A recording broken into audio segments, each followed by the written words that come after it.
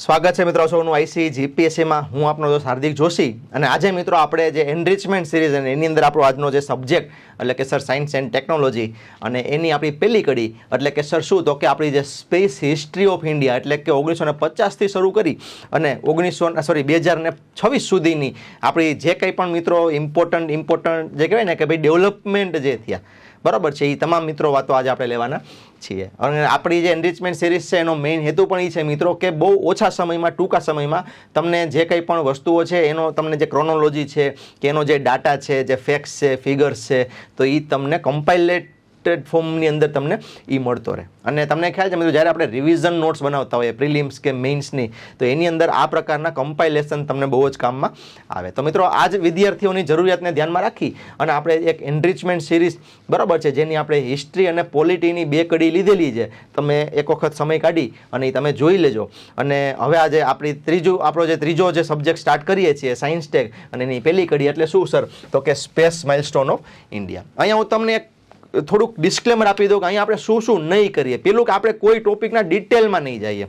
હા, જેટલું જરૂરી હશે અને જેટલો મેમોરેબલ પોઈન્ટ્સ હશે એ આપણે બોલશું. બાકી આપણે સર અહીંયા આપણું મેઇન ફોકસ શું છે તો કે 70-75 વર્ષની જર્ની અને એમાં આપણે સ્ટેપ બાય સ્ટેપ શું ડેવલપમેન્ટ કર્યું ને આપણું મેઇન ફોકસ મિત્રો એની અંદર રહેવાનું છે. બરાબર છે. પછી જ્યારે એ કોઈ ટોપિકના ડિટેલનો લેક્ચર હશે જેમ કે આપણે પીએસએલવી જીએસએલવી અથવા આપણા જે લોન્ચ વ્હીકલ્સ ઓફ ઇન્ડિયા છે એનું જ્યારે કમ્પેરિઝનનો કોઈ લેક્ચર હશે ત્યારે આપણે એમાં ડિટેલમાં જાશું. ઓકે, અત્યારે આપણે હજી સિરીઝની શરૂઆત છે મિત્રો અને હું એવું ઈચ્છું છું કે શરૂઆતના લેક્ચરમાં આપણે શું કરીએ તો કે તમામ ક્રોનોલોજી છે, ચાર્ટ્સ છે, બરાબર છે, પછી તો કે સર કમ્પાઇલેશન ઇમ્પોર્ટન્ટ છે બધા સબ્જેક્ટના તો પહેલાં આપણે એ લઈ લઈએ એટલે હું થાય આપણા સ્ટુડન્ટ્સને એ બધું કામમાં આવવા માંડે. હા, પછી આપણી પાસે નિરાંતનો સમય હશે પછી આપણે થોડુંક ડિટેલમાં જાશું. બરાબર છે મિત્રો. તો અત્યારે આપણે શરૂ કરીએ વિધાઉટ વેસ્ટિંગ ટાઈમ. સર સૌથી પહેલી વસ્તુ આપણને કોઈ પૂછે કે સર સૌથી પહેલું ડેવલપમેન્ટ શું તો કે સર 1950ની અંદર થયું. શું તો કે ડૉક્ટર હોમી જહાંગીર ભાભા અને એના નેતૃત્વમાં સર ડિપાર્ટમેન્ટ ઓફ એટોમિક એનર્જીની સ્થાપના થઈ. હવે આપણને થઈ સર આપણે તો સ્પેસ ભણીએ છીએ અહીંયા તો પરમાણુ ઉર્જા એવું પણ મિત્રો બહુ શરૂઆતની અંદર હજુ આપણે 47માં આઝાદ થયા છીએ હજુ આ તારીખ તમે જુઓ 1950 એટલે આપણું હજુ બંધારણ બન્યું છે પહેલું ઇલેક્શન હજી જનરલ ઇલેક્શન થવાનું બાકી છે.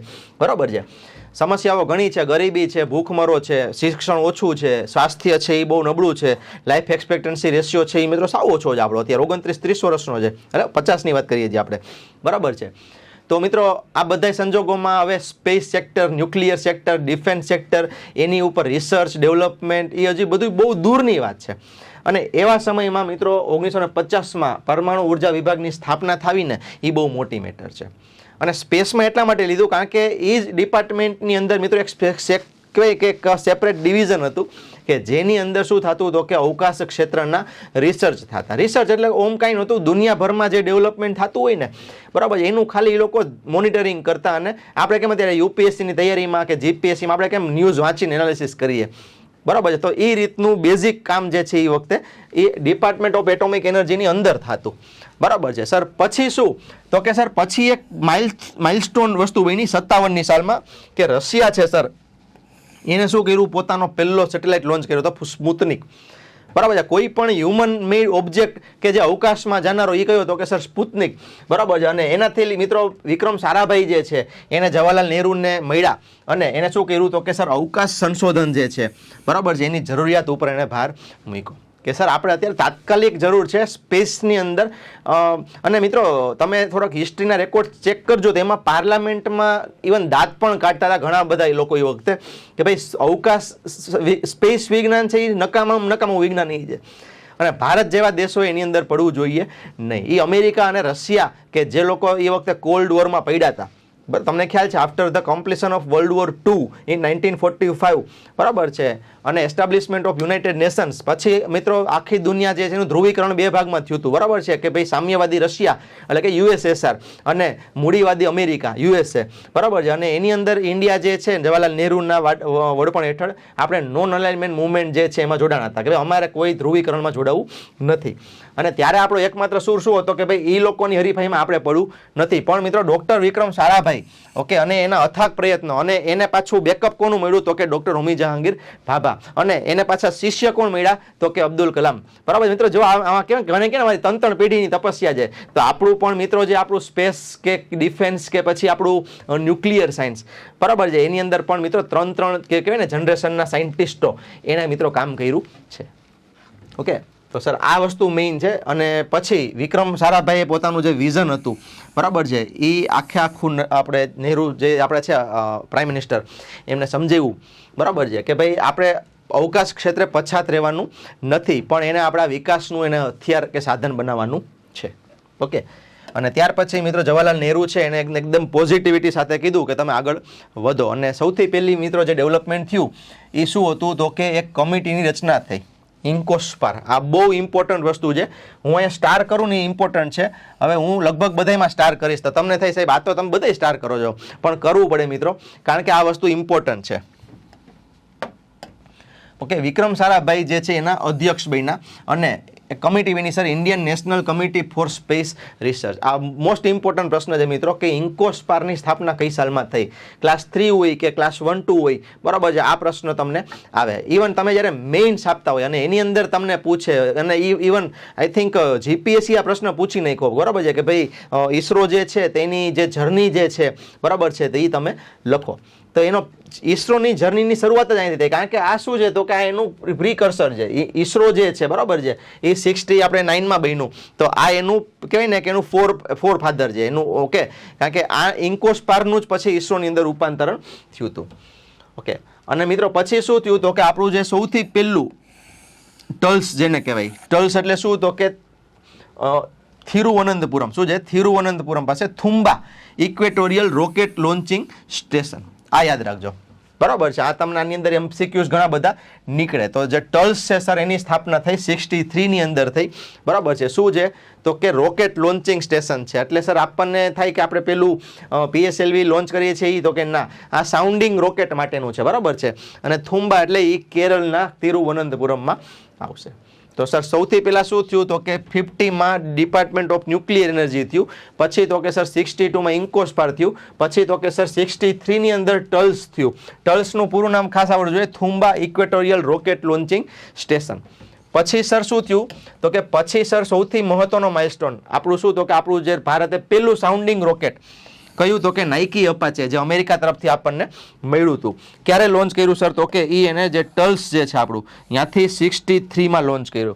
ઓકે, હવે સર અહીંયા એક વસ્તુ યાદ રાખજો, તારીખો કોઈ યાદ રાખતા નહીં, સિવાય કે 2 થી 5 ઇમ્પોર્ટન્ટ તારીખ છે જે હું તમને કહીશ, બરાબર છે. જેમ કે ઈસરો છે એનું પહેલું ઈસરોની સ્થાપનાની તારીખ ઘણીવાર પૂછે. પછી તો કે આર્યભટ્ટ આપણો જે પહેલો સેટેલાઇટ હતો એનું લોન્ચિંગ ડેટ ઘણીવાર પૂછે, બરાબર. ઇમ્પોર્ટન્ટ તારીખો જે હશે, બરાબર, કે રિસેન્ટની વાત કરીએ તો સર ચંદ્રયાન જે આપણું 3 છે એનું જે આપણું લોન્ચિંગ ડેટ છે, બરાબર છે, તો એ આપણને ઘણીવાર પૂછે. અથવા તો લોન્ચિંગ અથવા તો એને જે એનું જે રોવર જે છે, બરાબર છે, એ અહીંયા પ્રજ્ઞાન આપણું જે છે લેન્ડર અને રોવર એ અહીંયા ગયા અને એ અહીંયા જ્યારે લેન્ડ કર્યું તો એ જે તારીખ જે છે, ઓકે, જેને આપણે નેશનલ સ્પેસ ડે ઓળખીએ છીએ. તો સર અહીંયા આપણે શું છે તો કે ભારતનું પ્રથમ સાઉન્ડિંગ રોકેટ આપણે લોન્ચ કર્યું. ક્યારથી કર્યું તો કે સર 21 નવેમ્બર 1963માં. અને ક્યાંથી કર્યું તો કે ટલ્સ થુંબા ખાતે. ઓકે, હવે અહીંયા એક ફોટો જુઓ મિત્રો, તો અહીંયા તમને અબ્દુલ કલામ જે છે તો એ જે રોકેટ એસેમ્બલ કરતા તમને જોવા મળતા હશે. બીજું એક સરસ મજાનો મિત્રો આપણે આગળ વાત કરીએ તો હવે આપણી જે મેઇન તારીખ મેં તમને કીધી કે 15 ઓગસ્ટ 1969 કે એની અંદર સર આપણે શું કર્યું તો કે ઇન્કોસ્પારની બદલે ઈસરો બન્યું. હવે અહીંયા થોડુંક સમજો કે સર ઇન્કોસ્પાર છે એ શું છે તો કે એક સમિતિ હતી, બરાબર છે. એ એક માત્ર એક સમિતિ હતી અને એ જે ડિપાર્ટમેન્ટ ઓફ એટોમિક એનર્જી છે એની અંદર રહી અને એ એક આખું બોડી હોય, બરાબર, 5-6 જણા ભેગા મળી અને એ લોકો નક્કી કરે. ઓકે, પછી વિક્રમ સારાભાઈ છે મિત્રો, એને પછી એવી જરૂરિયાત ઊભી થઈ, બરાબર છે. શું જરૂરિયાત ઊભી થઈ? કારણ કે એ સમય છે મિત્રો, આપણે 69માં માનો કે ઈસરોની સ્થાપના થઈ, તો એના 1 કે 2 વર્ષ પહેલા હજુ અમેરિકા છે એ ચંદ્ર ઉપર એને પગ મૂકી દીધો છે, નીલ આર્મસ્ટ્રોંગે પગ મૂકી દીધો છે. અને એના લીધે મિત્રો ભારતની અંદર છે હલચલ મચી ગઈ કે આજે દુનિયા છે એ ચાંદા ઉપર પહોંચી ગઈ અને હજુ આપણે આપણું પોતાનું લોન્ચ વ્હીકલ કે આપણો પોતાનો સેટેલાઇટ કે આપણો પોતાનો અવકાશ યાત્રી એ કાંઈ કરી શક્યા નથી. તમે સમજો છો? તો એટલા માટે મિત્રો વિક્રમ સારાભાઈ છે એને આખો પ્લાન બનાવ્યો અને એ પ્લાન છે એને પ્રાઇમ મિનિસ્ટર સમક્ષ મૂક્યો કે જો ભારતે આની અંદર આગળ વધવું હશે સ્પેસની અંદર તો આવી એકલ દોકલ સમિતિ કે આપણી કોઈ લેબોરેટરીથી હાલશે નહીં. આપણી પાસે આખું એક લેબોરેટરીનું ઓર્ગેનાઇઝેશન હોવું જોઈએ કે જે આખું કહેવાય ને કે ભાઈ નેશન વાઇડ એ સ્પ્રેડ થયેલું હોય અને દુનિયાભરના તમામ જે આપણું બ્રેઇન છે, યુથ છે, એ મિત્રો સ્પેસ સેક્ટર્સની અંદર જે રિસર્ચ છે, ડેવલપમેન્ટ છે, મેન્યુફેક્ચરિંગ છે, ટેકનોલોજી છે, તો એની અંદર એ જોડાય. ઓકે, અને એના માટે મિત્રો અંતે 69ની અંદર 15 ઓગસ્ટ તારીખ ખાસ યાદ રાખજો, 15 ઓગસ્ટ મોસ્ટ ઇમ્પોર્ટન્ટ પ્રશ્ન. અને ત્યારે મિત્રો ઈસરો એટલે કે ઇન્ડિયન સ્પેસ રિસર્ચ ઓર્ગેનાઇઝેશન એટલે શું તો કે ઓર્ગેનાઇઝેશન કોને કહેવાય તો કે ઘણી બધી સંસ્થાઓ ભેગી મળી અને એ કંઈક કામ કરે, રિસર્ચ કરે, જવાબદારી વહેંચી લે અને પોતાની એક્સિલન્સી આપે એને કહેવાય. તો આજે મિત્રો તમે જુઓ કે ઈસરો જે છે એની પાસે આખા ભારતની અંદર એ પછી હૈદરાબાદ હોય કે બેંગ્લોર હોય કે પછી ચેન્નઈ હોય કે અમદાવાદ હોય કે દિલ્હી હોય કે વેસ્ટ બેંગોલ હોય, દરેક જગ્યાએ કેરલા છે, વેસ્ટ બેંગોલ છે, બધી જગ્યાએ મિત્રો ઓડિશા, અહીંયા બધી જગ્યાએ એના મિત્રો કંઈક લેબોરેટરી છે. ક્યાંક કોઈ લિક્વિડ પ્રોપલ્ઝન સેન્ટર હશે, કોઈ જગ્યાએ સ્પેસ એપ્લિકેશન સેન્ટર હશે, ઇવન નોર્થ ઈસ્ટમાં પણ આપણે નિશાક એટલે કે north East space application centre તમને જોવા મળે. બરાબર છે. અને એ ઈસરો મિત્રો અહીંયા એના મૂળિયા નખાણા. એનો હેતુ શું સર તો કે અવકાશ ટેકનોલોજીનો ઉપયોગ કરી કોમ્યુનિકેશન છે, રિમોટ સેન્સિંગ એટલે કે અર્થ ઓબ્ઝર્વેશન છે અને રાષ્ટ્રના વિકાસની અંદર મિત્રો એને વેગ આપવો. એ આવું એક બેઝિક વસ્તુ કહેવાય કે મિશન અને વિઝન ધ્યાનમાં રાખી અને ઈસરોની સ્થાપના થઈ. ઓકે, અને વિક્રમ સારાભાઈ મિત્રો આ ઈસરોના પ્રથમ ચેરમેન બન્યા. ઓકે, ઈસરોના પ્રથમ અધ્યક્ષ બન્યા વિક્રમ સારાભાઈ. ઓકે, મતલબ બીજા જે અધ્યક્ષ હતા ને એ હતા ડૉક્ટર સતીશ ધવન અને એની વચ્ચે એક કામ ચલાવ એક અધ્યક્ષ આવ્યા હતા, ઈસરોના એક કામ ચલાવ અધ્યક્ષ આવ્યા હતા કે જે એકચ્યુઅલી કહેવાય કે કાયદેસર જુઓ તો એ વિક્રમ સારાભાઈ પછીના બીજા અધ્યક્ષ કહેવાય. તો મને કોમેન્ટમાં એનું એક નામ જણાવો કે એ બીજા અધ્યક્ષ કોણ હતા. બરાબર છે. તો અહીંયા મિત્રો તમારા માટે એક કહેવાય ને કે ભાઈ ટોપિક પણ બને શું તો કે ભાઈ જે સર એના જે અધ્યક્ષ છે ઈસરો જે છે એના અલગ અલગ ચેરમેન અત્યાર સુધીમાં જે ચેરમેન થઈ ગયા તો તમારી પાસે એનું યાદી હોવી જોઈએ કે એ ચેરમેન કોણ કોણ થઈ ગયા અને એ દરેક ચેરમેન જે થઈ ગયા ને મિત્રો તો એનું તમારી પાસે એનું યોગદાન હોવું જોઈએ કે ભાઈ કયા ફિલ્ડમાં કયા વ્યક્તિએ શું યોગદાન આપ્યું છે. આ પણ એક સરસ મજાનો ટોપિક છે. આમાંથી પણ એમસીક્યુઝ પૂછાયેલા છે અને હજુ પણ પૂછાઈ શકે. ઓકે, અને સર પછી તો કે 1970 સુધીનો પાયો. ઓકે, આ દાયકો એટલે કે 1960 થી 70.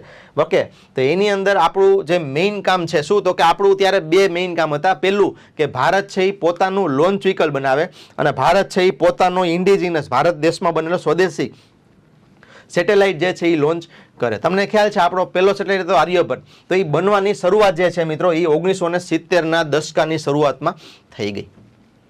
બરાબર છે.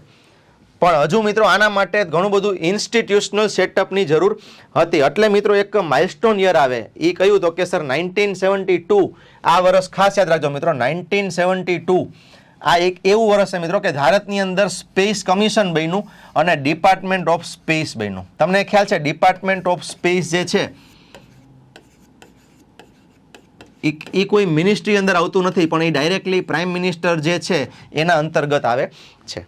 બરાબર છે. ડિપાર્ટમેન્ટ ઓફ સ્પેસ છે સર એ ડાયરેક્ટલી પ્રાઇમ મિનિસ્ટર ઓફિસ જે આપણે કહીએ એટલે કે આપણા જે વડાપ્રધાન જે છે એ ડાયરેક્ટલી એને રિપોર્ટ કરે છે. કારણ કે એની અંદર કારણ કે આ બધા ક્રિટિકલ સેક્ટર છે, સ્ટ્રેટેજિક સેક્ટર છે અને એની અંદર કોઈ મિનિસ્ટ્રી આવે, સેક્રેટરી આવે, મિનિસ્ટર આવે પછી ડિલે થાય ડિસિઝન મેકિંગમાં. બરાબર, એવું કે ને ભાઈ જેટલા મોઢા એટલી વાતું એના જેવું થાય પછી અહીંયા. અને એટલા માટે મિત્રો આપણે ખ્યાલ છે કે ભાઈ સ્પેસ છે કે ન્યુક્લિયર એનર્જી છે તો એને આપણે ડાયરેક્ટલી પ્રાઇમ મિનિસ્ટરના અંડરમાં રાખ્યા છે.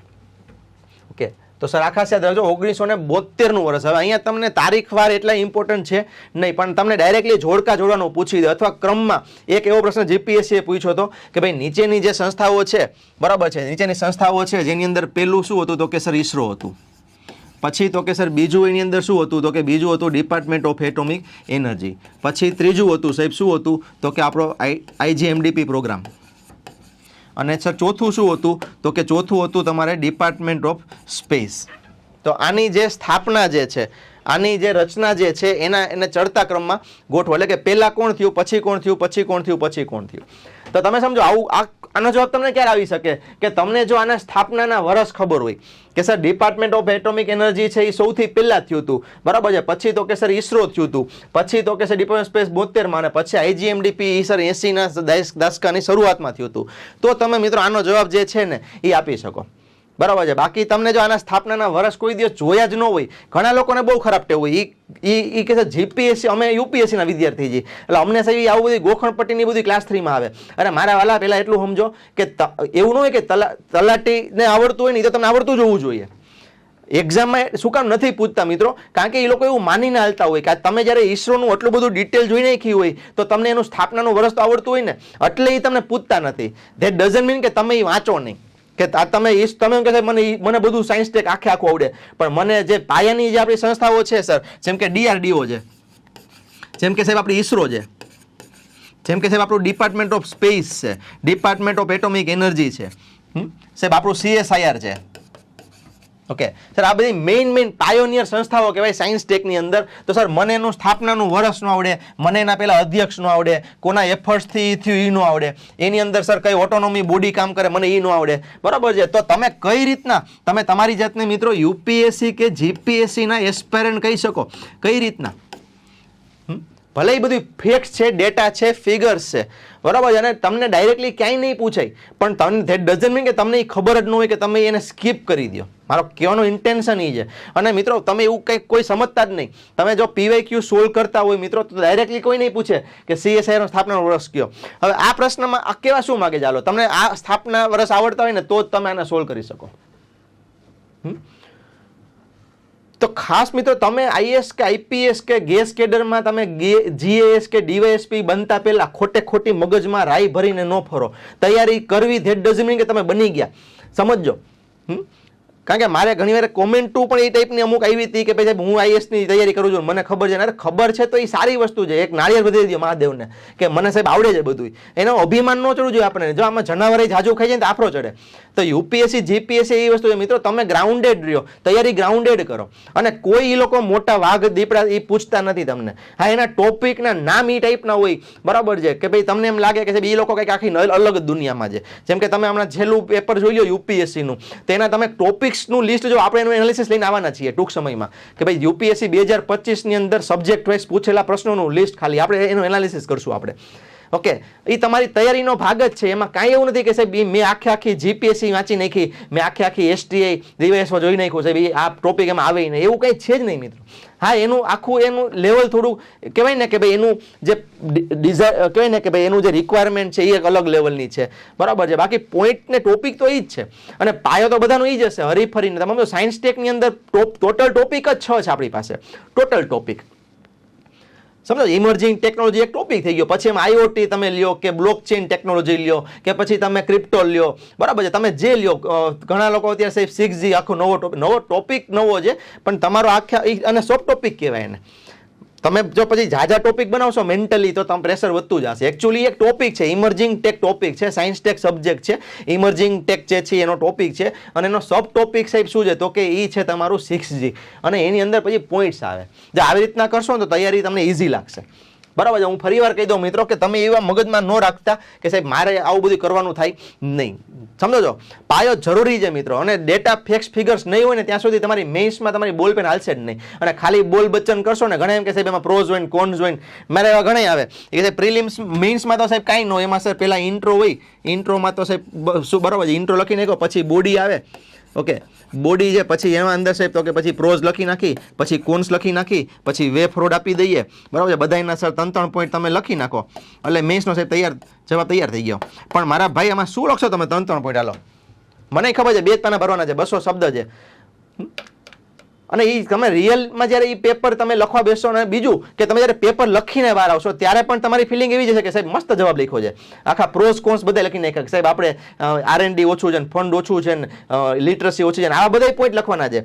અહીંયા કોનો જવાબ સારો હશે મિત્રો? તો કે જે વિથ પ્રૂફ વાત કરશે, ફેક્ટ્સ ડેટા ફિગરની આરે વાત કરશે, બરાબર છે. કે ભાઈ 1969માં ઈસરોની સ્થાપના થઈ ત્યારથી આજે જ્યારે PSLVનું 60મું મિશન સ્પેડેક્સ આપણે લોન્ચ કર્યું ત્યાં સુધીની આપણે હિસ્ટ્રીની અંદર, ઓકે, આ પહેલી વાર આવું બન્યું. તમે આવું લખો ને, ઓકે, હવે કોઈ એવું મોગમ લખે કે ભાઈ અવકાશના ઇતિહાસની અંદર પહેલી વખત આ ઘટના બનવા જઈ રહી છે, તો જ્યારે તમે ફિક્સ ડેટા ફિગરની હારે વાત કરશો, કોઈ રિપોર્ટ તમે નોટ કોટ કરીને પછી તમે વાત કરશો, તો ઓબ્વિયસલી તમારું એનરિચમેન્ટ એને દેખાશે, અને એ એનરિચમેન્ટ માટે તૈયારી કરવી પડે. તમે સમજો છો? અને એના માટે મિત્રો આપણે મહેનત કરીએ છીએ, અને એની શરૂઆત છે મિત્રો એ બધું આનાથી જ થાય. તો હું ફરી વાર કહી દઉં, 72 ની અંદર શું તો કે સર ડિપાર્ટમેન્ટ ઓફ સ્પેસ અને સ્પેસ કમિશન એ થયું. અને બીજી એક વસ્તુ થઈ સર કે ઈસરો જે છે, જે અત્યાર સુધી ઇન્ડિપેન્ડન્ટલી કામ કરતી હતી ડિપાર્ટમેન્ટ ઓફ એટોમિક એનર્જીની આરે, તો હવે એને ઉપાડીને મૂકી દીધી કોની અંદર, તો કે સ્પેસ કમિશન અને ડિપાર્ટમેન્ટ ઓફ સ્પેસની અંદર. તો હવે સર નવું આખું સેક્ટ શું બનશે, તો કે સર સૌથી પહેલા તમારે પીએમઓ આવશે, બરાબર છે. પીએમઓ ની અંદર તમારે સર તો કે ડિપાર્ટમેન્ટ ઓફ સ્પેસ, એની અંદર સર તમને સ્પેસ કમિશન બન્યું, અને સ્પેસ કમિશનની અંદર ઈસરો જે છે એ હવે કામ કરશે. સમજો છો? અને આ બધું ક્યારે થયું સર? આ બધું થયું 1972માં થયું. આઈ હોપ તમે સમજતા હશો. અને ઈસરોને નાખી આની અંદર એ ક્યારે સર? એ પણ 1972માં. આઈ હોપ આ વસ્તુ તમને સમજાતી હશે સર. પછી ઇમ્પોર્ટન્ટ વસ્તુ કે ડૉક્ટર સતીશ ધવન જે છે, આપણે હમણાં વાત કરી કે ડૉક્ટર વિક્રમ સારાભાઈના અવસાન બાદ 72ની અંદર ઓકે ઈસરોના જે નવા અધ્યક્ષ જે બન્યા ડૉક્ટર સતીશ ધવન. તો મિત્રો 1972નું જે યર છે એ સ્પેસ સેક્ટર ઇન ઇન્ડિયા એના માટે બહુ જ મહત્વનું છે. ચાલો સર, પછી જે મહત્વની ઘટના બની એ શું સાહેબ, તો કે આપણો પહેલો ભારતીય ઉપગ્રહ લોન્ચ થયો. કયો હતો સર? તો કે એ હતો આપણો, આ તારીખ ખાસ યાદ રાખજો, 19 એપ્રિલ 1975. બરાબર છે, 19/4/75. ઓલી કઈ હતી સાહેબ? એ બધી 15 ઓગસ્ટ, અને કઈ હતી તો કે 69 હતી. તારીખો અમુક ઇમ્પોર્ટન્ટ છે, યાદ રાખવી પડે. બરાબર છે. ચાલો સર, શું થયું તો કે સર આપણે જે રશિયા છે એ વખતનું જે સોવિયત યુનિયન એનું કોસ્મોસ 3M રોકેટ, આ રોકેટ પણ યાદ રાખજો, આ બધું પૂછે. અને કાપુસ્તીન યાર જે છે એનું લોન્ચ સ્ટેશન, ત્યાંથી શું કર્યું સર? તો કે આપણે જે આપણો પહેલો સેટેલાઇટ છે, કયો? તો કે આર્યભટ્ટ. ભારતનો પહેલો સેટેલાઇટ આર્યભટ્ટ, જો ભારતમાં બનેલો છે એટલે આર્યભટ્ટ, બરાબર છે. પણ એનું જે લોન્ચ વ્હીકલ છે એ આપણું નહોતું, એ રશિયાનું હતું. શું નામ હતું? Cosmos 3M. બરાબર છે. અને શું કરવા માટે? તો કે સર નાના એના ઉદ્દેશ્યો, બરાબર છે. આ નોટ ઇમ્પોર્ટન્ટ, હું એવું કંઈ વાંચવાનું કંઈ કહેતો નથી. ખાલી બસ આ આખી સ્લાઇડમાં એટલી જ ખબર હોવી જોઈએ કે સર 1975 તારીખ યાદ રાખવાની, 19 એપ્રિલ 1975માં ભારતનો પોતાનો સ્વદેશી સેટેલાઇટ આર્યભટ્ટ રશિયાના જે રોકેટ હતું, કયું હતું? તો કે સર એ હતું તમારું કોસ્મોસ 3M. બરાબર છે. આમાં રોકેટમાં ઘણીવાર તમને સોયુઝ ને એવા શબ્દ આપી દે છે, કારણ કે રાકેશ શર્મા જે આપણે ગયા હતા એ એક રશિયન યાન હતું. બરાબર છે. તો તમને ઘણી વાર એવા પછી કન્ફ્યુઝ તમને કરી દેશે. ઓકે, તો આપણે યાદ રાખજો સર, કોસ્મોસ 3M રોકેટ હતું, અને કાપુસ્તીન યાર, બરાબર છે, એ લોન્ચ સાઇટ છે, અહીંયાથી લોન્ચ કરવામાં આવ્યું હતું. બરાબર છે. અચ્છા, અહીંયાથી આપણને ઘણી સ્ટેટમેન્ટ પૂછી નાખે કે ભાઈ આર્યભટ્ટ આપણે જ્યારે લોન્ચ કર્યો ને, તો ભારત છે એ બનાવનાર ચોથો કે છઠ્ઠો દેશ હતો. અને અત્યારે તમને ખ્યાલ છે, અત્યારે આપણે જેટલા પણ ડેવલપમેન્ટ કરીએ ને એમાં મોટા ભાગે આપણે ચોથા અને છઠ્ઠા નંબરે હોઈએ. એટલે આપણને થાય કે ના વાત તો સાહેબ સાચી હશે, પણ મિત્રો એ સમયે આપણે 11મો દેશ હતા, ખાસ યાદ રાખજો. બરાબર છે. પોતાનો ઉપગ્રહ બનાવનાર ભારત એ વખતે 11મો દેશ હતો. બરાબર છે સર. ચાલો, પછી સાહેબ આપણે બે સેટ એક્સપેરિમેન્ટ કર્યા, સાઇટ અને સ્ટેપ. આ પ્રશ્ન એક વખત મિત્રો ક્લાસ 3ની એક્ઝામમાં પૂછાઈ ગયો છે. સાઇટ અને સ્ટેપ એ શું છે? તો કે મિત્રો એ આપણા બે એક્સપેરિમેન્ટ છે, બરાબર છે. જેમ કે આપણે સાઇટ જે છે એનું નામ છે satellite instructional television experiment. Okay, એના નામ ઉપરથી ખબર પડે કે સર આપણે ગ્રામ્ય વિસ્તારો જે છે અહીંયા આપણે ટીવી છે એના માધ્યમથી શિક્ષણ અને માહિતી પહોંચાડવા માટે કર્યા. યાદ રાખજો કે અમેરિકા જે છે એના ATS-6 ઉપગ્રહની મદદથી આપણે એ કર્યા હતા. અને સ્ટેપ છે સર એ ફ્રેન્ચ જર્મન ઉપગ્રહ હતો આપણો સિમ્ફોની, એનો આપણે ઉપયોગ કર્યો તો. બરાબર છે. સાઇટ એટલે શું? Satellite instructional television experiment. અને સ્ટેપ એટલે શું? Satellite telecommunication experiment project. બરાબર છે. હવે તમે જ્યારે માનો કે પ્રિલિમ્સ મેઇન્સનો આન્સર લખો છો અને એની અંદર આપણે કોમ્યુનિકેશન માનો કે આપણે આવતું હોય કે ભાઈ ઇન્ડિયા જે છે એનું કોમ્યુનિકેશનની આખી જે જર્ની છે એ તમારે ક્યાંક કોટ કરવી છે, તો એમાં સ્ટેપ અને સાઇટ છે મિત્રો, એને તમે જો ખાલી કોટ કરી દો ને તો પણ તમારો આન્સર છે એનરીચ થઈ જાય. ઓકે, ચાલો સર, પછી આ બધું પ્રિલિમ્સની મેટર છે, કદાચ કોઈ સ્ટેટમેન્ટમાં નીકળી જાય તો પણ એટલું બધું ઇમ્પોર્ટન્ટ છે નહીં. પછી સાહેબ આપણા માટે સૌથી ઇમ્પોર્ટન્ટ વસ્તુ આવી શું? તો કે આપણો પહેલો એક્સપેરિમેન્ટલ સેટેલાઇટ, પહેલો આપણો એક્સપેરિમેન્ટલ સેટેલાઇટ પણ શેનો? તો કે remote sensing satellite. First experimental remote sensing satellite. હવે અહીંયા એક વસ્તુ એ ખાસ સમજો મિત્રો કે જ્યારે આપણે બોલીએ કે એક્સપેરિમેન્ટલ, તો એમાં આપણને બે જોવા મળશે. પહેલો હશે સર કયો, તો કે પહેલો હશે તમારે રિમોટ સેન્સિંગ. કયો હશે? રિમોટ સેન્સિંગ હશે. અને બીજો સર જે હશે એ કયો હશે? એ હશે તમારે સર કમ્યુનિકેશન. કેવું હશે? કમ્યુનિકેશન. બરાબર છે, કમ્યુનિકેશન સેટેલાઇટ હશે. તો સર અહીંયા આપણે જે વાત કરીએ છીએ એ છે 1979 અને એની અંદર કયો તો કે સર આપણે ભાસ્કર જે કર્યો એની વાત છે, ભાસ્કર 1ની વાત છે. ઓકે, અને હવે અહીંયા જે આપણે આવશે એ આવશે 1981 અને એનો એપલ આવશે. કયો આવશે? એપલ આવશે. એ આપણો હતો પ્રથમ પ્રાયોગિક કોમ્યુનિકેશન સેટેલાઇટ અને આ છે પ્રથમ પ્રાયોગિક રિમોટ સેન્સિંગ સેટેલાઇટ. બરાબર છે. તો 1979માં ભાસ્કર 1 કર્યો આપણે, બરાબર. પછી ભાસ્કર 2 પણ થશે, બરાબર, એ પણ થશે, એટલે ભાસ્કર 1 યાદ રાખજો. અને સર પછી એ જ વર્ષમાં આપણે SLV3 આપણું જે પેલું લોન્ચ વ્હીકલ છે એ લોન્ચ થયું, પણ એ ખામીના કારણે શું થયું તો કે નિષ્ફળ રહ્યું. આ નિષ્ફળ રહ્યું. ઓકે, તો જો એવો કોઈ MCQ બને કે SLV3 જે છે એનું પ્રથમ લોન્ચ ક્યારે થયું તો કે 79માં થયું. અચ્છા, સફળ લોન્ચ ક્યારે થયું તો એ આપણે ઓલું રોહિણી વાળું આવશે. બરાબર છે. તો આ ખાસ યાદ રાખજો મિત્રો. અને ઓબ્વિયસલી નિષ્ફળતા કોઈ યાદ રાખતું નથી. હંમેશા વાર્તાઓ છે, દાસ્તાન છે મિત્રો, ઇતિહાસ છે, સફળતાના રચાયેલા છે. બરાબર છે. ચાલો સર. તો સર અહીંયા આપણે ભાસ્કર 1 1979 અને પછી સર આપણે આવશે શું તો કે 1980 અને એની અંદર સર આપણે શું કર્યું તો કે આપણે જે SLV3 સ્વદેશી રોકેટ અને સ્વદેશી સેટેલાઇટ, ખાસ યાદ રાખજો, SLV3 સ્વદેશી રોકેટ અને રોહિણી એટલે કે RS1, બરાબર છે, એ આપણો સ્વદેશી સેટેલાઇટ એને આપણે સફળતાપૂર્વક લોન્ચ કર્યો 1980માં. બરાબર છે. 79માં આપણે એક્સપેરિમેન્ટલ કયો લોન્ચ કર્યો તો કે experimental remote sensing satellite Bhaskar 1 launch કર્યો. અચ્છા, ભારતનો પહેલો સેટેલાઇટ તો પૂછે તો આર્યભટ્ટ. અને હવે જે આપણે કર્યો રોહિણી તો એ શું છે તો કે એ સ્વદેશી યાન દ્વારા કર્યો હતો. આર્યભટ્ટ શેમાં કર્યો હતો આપણે? સર એ આપણે કર્યો હતો જે કોસ્મોસ 3M રોકેટ હતું એના દ્વારા કર્યો હતો. ચાલો સર, આ સાથે ભારત પોતાની જ ધરતી પરથી પોતાના જ રોકેટ દ્વારા ઉપગ્રહ છોડનાર વિશ્વનો 6થો દેશ બન્યો. જો હવે આપણે આગળ આવ્યા, ઓલો 11મો દેશ હતા, હવે આપણે 6થા દેશ આવી ગયા આપણે. અને અત્યારે તમને ખબર છે અત્યારે ભારત છે એ ત્રીજો ચોથો દેશ તો હોય જ, અમેરિકા, ચીન, પછી ભારત હોય જ. અને ઘણી બાબતોમાં તો આપણે પહેલા છીએ મિત્રો. જેમ કે આપણે ચંદ્ર છે એના દક્ષિણ ધ્રુવ ઉપર ઉતરાણ કરનાર આપણે પહેલા છીએ. પહેલા પ્રયાસે મંગળ ઉપર જનાર આપણે પહેલા છીએ. તમે સમજો છો. તો આજે તો મિત્રો ભારત છે બહુ આગળ વયું ગયું છે. પણ અત્યારે મિત્રો જુઓ, ઓકે, અને આ પ્રોજેક્ટના ડાયરેક્ટર કોણ હતા તો કે એક ડૉક્ટર APJ અબ્દુલ કલામ હતા. આ ખાસ યાદ રાખજો. રોહિણી જે છે, ઓકે, એના પ્રોજેક્ટ ડાયરેક્ટર કોણ હતા તો કે અબ્દુલ કલામ હતા. ચાલો સર, પછી એક સરસ મજાનું બીજું 1980ની અંદર સાહેબ, 1980 એમાં શું થયું તો કે સોરી રોહિણી જે છે એનું આપણે સફળતાપૂર્વક લોન્ચ કર્યું. આજે આવી ગયું ઈ જ છે આવડવા, 6થો દેશ બન્યા આપણે. ઓકે, પછી સાહેબ હવે આવડવા ઇમ્પોર્ટન્ટ છે 1981 સાહેબ, એમાં આપણે એપલ. હવે એપલનું નામ જે છે એ ઘણી વખત આપણને પૂછી નાખતા હોય. બરાબર છે. એપલ જે છે એનું ઘણી વખત તમને નામ પૂછી નાખતા હોય. ઓકે, તો એ જે એમાં જે જે છે એ શું છે તો કે સર એ એનું જે લોન્ચ વ્હીકલ હતું ને એ એના નામ ઉપરથી બન્યું છે. બરાબર છે. અહીંયા તમને ઘણીવાર એવું પૂછી નાખે કે એટલે શું છે. ઓકે, અને એ શું છે તો કે સર એ આપણો એક્સપેરિમેન્ટલ કોમ્યુનિકેશન સેટેલાઇટ છે. બરાબર છે. એક્સપેરિમેન્ટલ કોમ્યુનિકેશન સેટેલાઇટ છે. આ ખાસ યાદ રાખજો. પ્રથમ પ્રાયોગિક કોમ્યુનિકેશન એટલે કે સંદેશા વ્યવહારનો સેટેલાઇટ છે. અને આના લીધે જ મિત્રો ભવિષ્યમાં આપણો જે ઇનસાઇટ પ્રોજેક્ટ જે હતો કોમ્યુનિકેશન માટેનો, બરાબર છે, એનો મિત્રો પાયો જે છે એ નખાણો. Is A clear?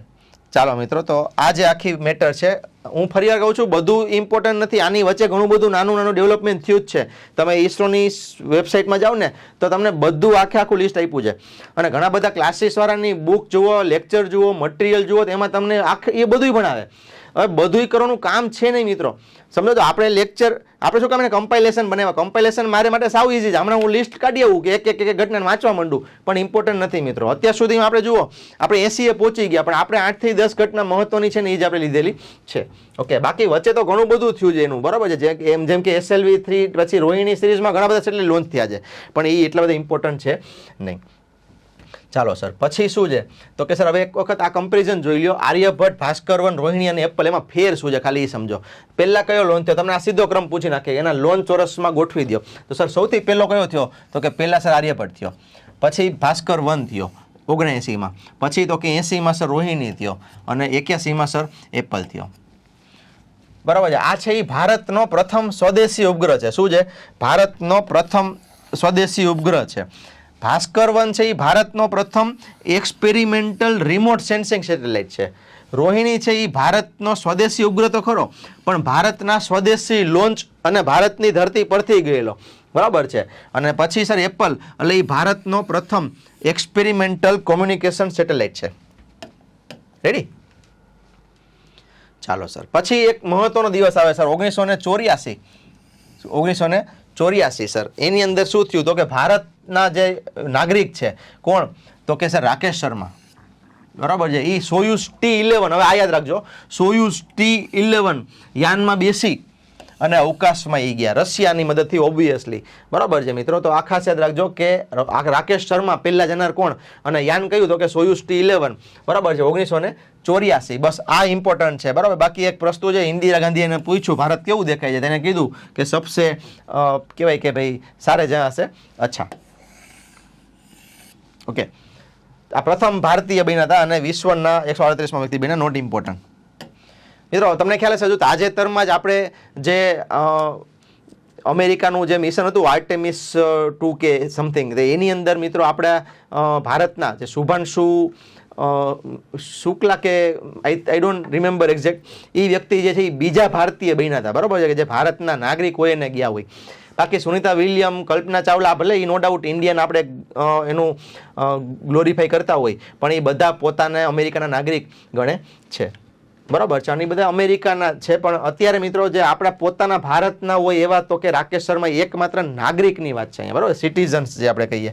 ઓકે, પછી સાહેબ આપણે ઇમ્પોર્ટન્ટ ઇનસેટ 1A તમને પૂછે ઇનસેટ સિરીઝનો શુભારંભ ક્યારથી થયો તો કે એ સર ઇનસેટ 1 એ 1982 થી થયો, બરાબર છે. પહેલો સેટેલાઇટ છે એ સર ફેલ થયો હતો, અને પછી સર ઇનસેટ 1B ને તરત પછીના વર્ષે મિત્રો એ પહેલો સેટેલાઇટ હતો જે ઇનસેટ સિરીઝનો સફળતાપૂર્વક લોન્ચ થનાર સેટેલાઇટ કયો હતો કે ઇનસેટ 1B હતો. ઓકે, બસ પછી સાહેબ તો કે ઇનસેટ 1D છે એ નોટ ઇમ્પોર્ટન્ટ. આપણા માટે ઇમ્પોર્ટન્ટ કયું છે તો કે 82માં ઇનસેટ સિરીઝ લોન્ચ થઈ પણ એ ફેલ થઈ, અને પછી સર 83માં ઇનસેટ 1B એ સફળતાપૂર્વક એ સેટેલાઇટ જે છે એ લોન્ચ થયો. ચાલો સર, પછી તો કે સર પછી આપણે બીજું આપણું લોન્ચ વ્હીકલ આવ્યું છે અત્યારે હતું SLV, એમાં આપણે થોડાક સુધારા વધારા કર્યા અને એને થોડુંક મિત્રો આપણે એની જે કહેવાય ને કે એની કેપેસિટી થોડીક વધારી, એટલે એને કહેવાય ઓગમેન્ટેશન એટલે શું તો કે સુધારા વધારા કરવા, એની એફિશિયન્સી વધારવી. તો sir augmented satellite launch vehicle ASLV, augmented satellite launch vehicle ASLV, બરાબર છે. આપણે 87-88માં મિત્રો આપણે એના જે શરૂઆતના જે છે પરીક્ષણ એ આપણે કર્યા, અને એમાં મિત્રો શરૂઆતના 2 પરીક્ષણ છે અસફળ રહ્યા હતા. ઓકે, ચાલો સર, પછી 88નું વર્ષ ઇમ્પોર્ટન્ટ છે, બરાબર છે. 1982માં શું થયું હતું તો કે સર આપણી કોમ્યુનિકેશન સેટેલાઇટ સિરીઝ હતી ઇનસેટ, એ લોન્ચ થઈ. તો સર 1988 એમાં ભારત જે છે એની Indian remote sensing series IRS series જે છે એ લોન્ચ થઈ, એટલે આ બહુ ઇમ્પોર્ટન્ટ છે 1988નું વર્ષ, બરાબર છે. એ બહુ ઇમ્પોર્ટન્ટ છે 88નું વર્ષ. ચાલો, અમેરિકાની મદદથી આપણે ઇનસેટ સિરીઝ જે છે એ લોન્ચ કરી હતી, અને યુરોપિયન સ્પેસ એજન્સીનો પણ એમાં રોલ હતો, અને IRS સિરીઝ છે એમાં આપણને રશિયા જે છે એને મદદ કરી છે રિમોટ સેન્સિંગની અંદર, બરાબર છે. ચાલો, પછી સર મિત્રો આવ્યો PSLV, બરાબર. તમને ખ્યાલ છે મિત્રો આપણું વિશ્વ છે આ વિષુવવૃત્ત છે, તો વિષુવવૃત્તની એક્ઝેક્ટ ઉપર 35,786 કિલોમીટરની હાઇટ ઉપર એક ઓર્બિટ છે જેને કહેવાય જીઓ સ્ટેશનરી ઓર્બિટ, બરાબર છે. અહીંયા તમે બધાય કોમ્યુનિકેશન સેટેલાઇટ લોન્ચ કરો છો. એટલે તમને એવું સ્ટેટમેન્ટ આપે કે તમામ સેટેલાઇટ જે હોય કોમ્યુનિકેશન સેટેલાઇટ એ માત્ર ને માત્ર જીઓ સ્ટેશનરી ઓર્બિટમાં જ હોય, તો એ ખોટી વાત છે, બરાબર છે. એ ખોટી વાત છે. એને આપણે પછી જ્યારે સેટેલાઇટની ચર્ચા કરશું ને ઓર્બિટની ને એની, એમાં આપણે એ ટોપિક લઈ લેશું. અત્યારે આપણે ખાલી એટલું સમજો મિત્રો કે હવે 1993નું એક વર્ષ આવ્યું કે અહીંયા આપણે પહેલી વખત ભારતે શું કર્યું, પોતાનું પોલાર સેટેલાઇટ લોન્ચ વ્હીકલ એનું પહેલી વખત એક્સપેરિમેન્ટ કર્યો મિત્રો, અને એ અસફળ રહ્યો. આ યાદ રાખજો. જો SLV છે એમાં આપણે પહેલી વાર અસફળ રહ્યા હતા, બરાબર છે. ASLV બનાવ્યું એમાં 2 વાર અસફળ રહ્યા, PSLV બનાવ્યું એમાં પહેલા વારમાં અસફળ રહ્યા આપણે, બરાબર છે. ચાલો સર, તો 94માં આપણું જે પહેલી સફળતા મળી આપણને, 94ની અંદર મિત્રો આપણને પહેલી વખત સફળતા મળી. તો તમને એમ પૂછે કે PSLVનું પ્રથમ પરીક્ષણ તો 93માં, સફળ પરીક્ષણ તો 94માં. ઓકે, અને એમાં PSLV D2 એમાં આપણે IRS P2 ઉપગ્રહ લોન્ચ કર્યો. આ યાદ રાખજો. 94ની અંદર PSLV D2 એટલે ડેમોન્સ્ટ્રેટર 2. ઓકે, અને એની અંદર આપણે IRSP-2 સેટેલાઇટ જે છે એ લોન્ચ કર્યો. ચાલો સર, પછી સર તો કે જે એન્ટ્રિક્સ કોર્પોરેશનની સ્થાપના કરી આપણે 92ની સાલમાં, બરાબર છે. 92માં જ આપણું PSLV પેલું, સોરી 93માં PSLV આપણું હતું, પણ એની પહેલાં 1 વર્ષ પહેલાં 92માં ઈસરો છે એની કોમર્શિયલ બ્રાન્ચ, જેને કહેવાય કોમર્શિયલ બ્રાન્ચ એન્ટ્રિક્સ કોર્પોરેશનની સ્થાપના થઈ મિત્રો. અને GPSC આ સ્ટેટમેન્ટ પૂછી નાખ્યું હતું. આઈ થિંક ગયા વર્ષ કે એની પહેલાંના વર્ષના પ્રિલિમ્સની અંદર એક સ્ટેટમેન્ટ હતું કે એન્ટ્રિક્સ કોર્પોરેશનની સ્થાપના જે છે એ 92માં થઈ છે. અને NSIL જે છે ન્યૂ સ્પેસ ઇન્ડિયા લિમિટેડ, એની સ્થાપના છે એ 2023 કે 22માં થઈ છે. તો એ સ્ટેટમેન્ટ તમારે સાચા કે ખોટા કહેવાના હતા. તો તમે મને કહો કે આ GK ન કહેવાય તો શું કહેવાય? એટલે ખાલી કરંટ અફેર્સમાંથી પ્રશ્ન ન નીકળે અને ખાલી બધું હાઈફાઈ કરવામાંથી ન મળે. બેઝિક્સ ન આવડતા હોય ને ત્યાં સુધી તૈયારી કરી ન કહેવાય, સમજો. અને એમાં ક્લાસ 1, ક્લાસ 2, ક્લાસ 3, ક્લાસ 4 કાંઈ ન હોય, બરાબર છે. માનો કે મૌર્યનો સ્થાપક ચંદ્રગુપ્ત મૌર્ય જ હોય, એ તલાટીમાં એ જ હોય અને IAS માટે એ જ હોય. IASના કંઈ અલગ ઇતિહાસ ન હોય, સમજો. હું કહેવાય માંગુ છું, તમે તૈયારી કરો, તમે ભલે નો ડાઉટ, હું જો કોઈને અંડર એસ્ટિમેટ નથી કરતો, હું નો ડાઉટ ખાલી IASની તૈયારી કરું છું, એ નક્કી કરું ને એ બહુ હિંમતનું કામ છે. કારણ કે આજે ભારતની વસ્તી એટલી છે મિત્રો, 5 લાખ 10 લાખ ફોર્મ ભરાતા હોય અને આખા ઇન્ડિયાની કોમ્પિટિશન હોય. IIT IIM વાળા, એઇમ્સના ડોક્ટરો એ તમારી યારે બેઠા હોય અને એવામાં કોઈ ગામડાના ખૂણે બેઠેલો કોઈ છોકરો નક્કી કરે ને કે મારે IAS બનવું છે, તો અડધી જંગ તો અહીંયા જ જીતી ગયો છે, સમજો.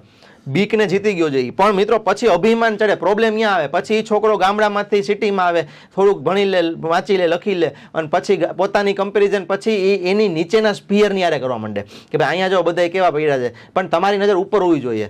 અને કદાચ તમારી આગળ તમારી આગળ 2000 લોકો હશે ને તોય તમે હરીફાઈની બહાર જુઓ, કારણ કે જગ્યા જ 1000 છે, સમજી લો, સમજો છો. એટલે તમારે તો સ્પીડ રાખવાની, જે પબ્લિકને કાપવાનું છે. પેલા 10 લાખની હરીફાઈમાં જોડાણા, તમે દોડવાનું ચાલુ કર્યું, થોડીક સ્પીડ લઈ આવ્યા એટલે 5 લાખ વાંહે વહી ગયા. પ્રિલિમ આપવાવાળા કેટલા? તો કે 60%. તો તમે 4 લાખને પાછળ રાખી દીધા. પછી પ્રિલિમમાં થોડો સારો સ્કોર કર્યો, ભલે રહી ગયા તમે, પણ તોય 2 લાખને પાછા રાખી દીધા. હવે તમારી આગળ 3-4 લાખ લોકો છે. પાછી દબાવીને તૈયારી કરો 1 વર્ષ 2 વર્ષ. અને વળી પાછા તમે મિત્રો આ વખતે શું કર્યું? તો કે 5000માં આવી ગયા, કાલો સાહેબ આવી ગયા. પણ હજી તમે એમ ન સમજતા કે સાહેબ આપણે તો જુઓ સાહેબ 9 લાખને કહેવાય ને કે 9,95,000 પાછા પાડી દીધા, પણ હજી 5000 છે તમારી આગળ, સમજો છો. પરીક્ષા અઘરી એટલે છે કારણ કે આખી મેરિટ બેઝ છે, સમજો. આની અંદર એમ હોય ને કે સાહેબ 100 માર્ક લઈ આવો એટલે પાસ, તો કેટલાય પાસ થઈ જાય. પણ અહીંયા તો સમજો કે પેલા 100 આવશે ને એ પાસ છે અહીંયા. એટલે હું કોઈ અંડરસ્ટેન્ડ કરતો, કારણ કે આવડી મોટી પરીક્ષા માટે મન મનાવવું ને એ અડધું હિંમતનું કામ છે, અને એ અડધો જંગ જીતી ગયા. પણ પછી અભિમાન આવે યાર કે હું IASની તૈયારી કરું, મને સાહેબ આવું મને શીખવાડવાનું, મેં 2 વર્ષથી મેં બધું વાંચી લીધેલું છે ને, હું ઘોડીને પી ગયો છું ને, તો ભાઈ કાં તો બન્યા નથી કહેવાલો. આવું અભિમાન ન હાલે મિત્રો. અને તમને આવડતું હોય તો શાંતિથી બેસે તો રિવિઝન કરાય, અને એ નથી કરવું તો શાંતિથી બીજું કાંઈ વાંચવા માંડે. બાકી કોકની ભૂલું તમે કાઢો અમથા, બરાબર છે સાહેબ, કે આ આમ છે ને આમ ન હોય ને તેમ ન હોય ને, સમજો. તો તમે ટાઈમ પાસ કરો છો અને you are wasting your precious time. તો હું ફરી વાર કહું છું મિત્રો બધાને કે આ વસ્તુ રહેવા દેજો આમાં, કારણ કે મોટા ભાગના નથી બનતા એનું કારણ એ પરીક્ષા તો પછી જાય, પહેલા બી પોતાની જાત જ નડવા માંડે એને, સમજો. પણ એ દેખાય નહીં, એ અદ્રશ્ય છે. ઓકે, ચાલો સર. 1997 અને સર એમાં આપણે પ્રથમ ઓપરેશનલ PSLV C1, જે C1 સિરીઝ છે ને કોમર્શિયલ ફ્લાઇટ એની, બરાબર છે. તો સર એ જે C1 છે એમાં આપણે IRS-1D છે એ લોન્ચ કર્યો.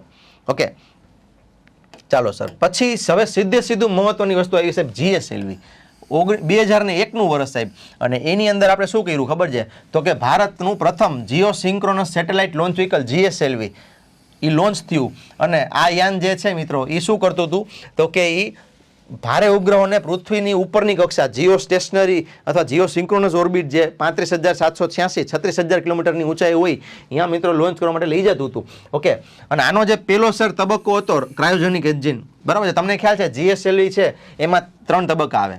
જો PSLV છે એમાં કેટલા હોય સર? 4 તબક્કા હોય. અને GSLVમાં કેટલા હોય સર? તો કે 3 હોય, બરાબર છે. Solid liquid. આની અંદર શું આવે? તો કે સોલિડ લિક્વિડ. સર આમાં શું આવે? સોલિડ લિક્વિડ અને ક્રાયોજેનિક આવે આની અંદર, બરાબર છે. તો સર આની અંદર એ જે ક્રાયોજેનિક સ્ટેપ છે, ત્રીજું સ્ટેપ, બરાબર છે. તો એ રશિયા આપ્યું હતું. કોને આપ્યું હતું આપણને? રશિયા આપ્યું હતું. અને એના ફેલિયર ઘણા બધા હતા. ઇવન પોતાની પહેલી ફ્લાઇટ છે એની અંદર પણ આ જે છે એ ફેલ થયું હતું, બરાબર છે. પહેલી ફ્લાઇટમાં પણ એ ફેલ થયું હતું. ચાલો સર, તો હવે તમને એક વસ્તુ સમજાવું. જો આપણું પેલું યાન કયું હતું? અત્યાર સુધીમાં ઇન્ડિયાએ કેટલા યાન બનાવ્યા? આપણને કોઈ પૂછે તો સર પેલું SLV હતું 3, પછી ASLV હતું, પછી PSLV હતું, પછી GSLV હતું, બરાબર છે. પછી એની અંદર આપણને માર્ક 1 છે અને માર્ક 2 છે. ઘણા લોકો આને માર્ક 3 લખે, પણ એ GSLV જે માર્ક 3 છે એ અલગ જ યાન છે આખું, જેને આપણે અત્યારે શું કહીએ છીએ સર? LVM-3 કહીએ છીએ. અને પછી સર અત્યારે છે આપણું SSLV, small satellite launch vehicle. જો એ આનું રિપ્લેસમેન્ટ નથી, પણ એ નાના સેટેલાઇટ લોન્ચ કરવા માટે થઈને આપણે બનાવીએ છીએ, બરાબર છે. અને પછી સર આપણે આવશે નેક્સ્ટ જનરેશન લોન્ચ વ્હીકલ. આ રીયુઝેબલ હશે. કેવું હશે? આ રીયુઝેબલ હશે. ઓકે, તો શું આ છે ને પેલી ટ્રાયમાં ફેલ, સોરી, આ છે ને મિત્રો એ એની પેલી 2 ટ્રાયમાં ફેલ. PSLV પેલી ઉડાનમાં ફેલ, GSLV પેલી ઉડાનમાં ફેલ, બરાબર છે. તો હવે જો આપણા ASLV, PSLV, GSLV એ ફેલ થયા છે પહેલી ટ્રાયમાં, તો તમે કદાચ GPSC, UPSCમાં ફેલ થાવ ને 1 વાર, 2 વાર, 3 વાર, 4 વાર, ડોન્ટ વરી.